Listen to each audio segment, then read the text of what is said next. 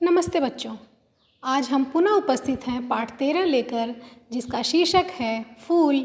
यह एक कविता है जिसे हमने पूर्व की कक्षा में पढ़ा है और हमने इसे याद भी किया है।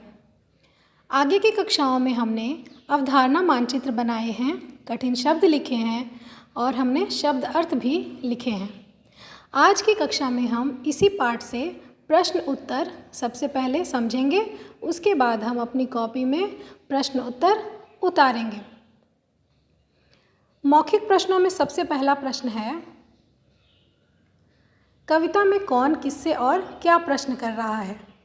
दूसरा प्रश्न है, माली प्रश्न का क्या उत्तर देता है।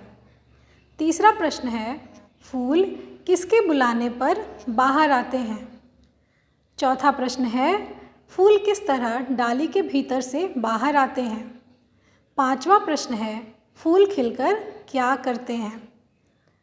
तो बच्चों, हम इन सभी प्रश्नों के उत्तर अभी कुछ देर बाद देखेंगे। उसके पहले हम लिखित प्रश्नों की ओर ज़रा सा ध्यान दे देते हैं। इन लिखित प्रश्नों में कविता की पंक्तियाँ पूरी करने को दिया गया है। बच्चों, मैंने आपको पिछली कई कक्षाओं में, जिनमें हमारे पाठ में कविता शामिल थी, हमने बताया था कि आपको कविता याद करनी है, क्योंकि परीक्षा में आपको कविता से संबंधित प्रश्न उत्तर आ सकते हैं। तो हमारे प्रश्न उत्तर इस प्रकार से भी आ सकते हैं, जैसे यहाँ पर दिया गया है।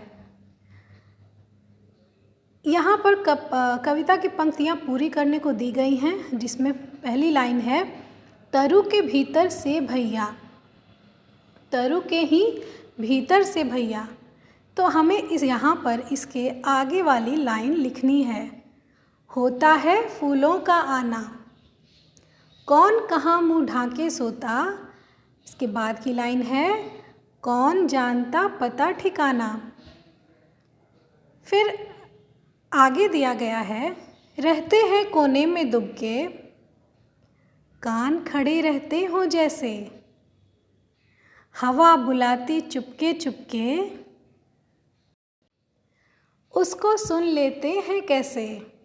तो देखिए बच्चों, इस प्रकार हमारा कविता की पंक्तियाँ पूरी करो भी हमने देख लिया और समझ लिया कि हमें ये अगर परीक्षा में आए तो किस तरह से उसे हमें पूरा करना है। चलिए बच्चों, अब हम बढ़ते हैं इन सभी प्रश्नों के उत्तर की ओर। तो पुनः हमारा पहला प्रश्न है, कविता में कौन किससे क्या प्रश्न कर रहा है।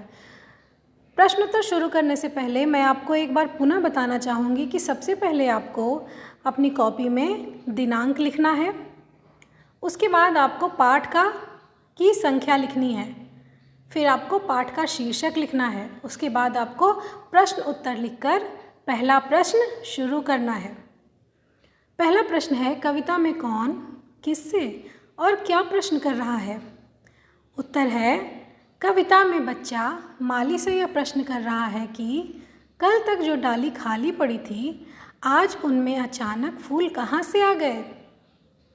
दूसरा प्रश्न है, माली प्रश्न का क्या उत्तर देता है। जिसका उत्तर है, माली बच्चे को यह बताता है कि ये सुंदर रंग बिरंगे फूल इन पौधों के भीतर से ही आए हैं। तीसरा प्रश्न है, फूल किसके बुलाने पर बाहर आते हैं। जिसका उत्तर है, फूल हवाओं के बुलाने पर बाहर आते हैं। चौथा प्रश्न है, फूल किस तरह डाली के भीतर से बाहर आते हैं।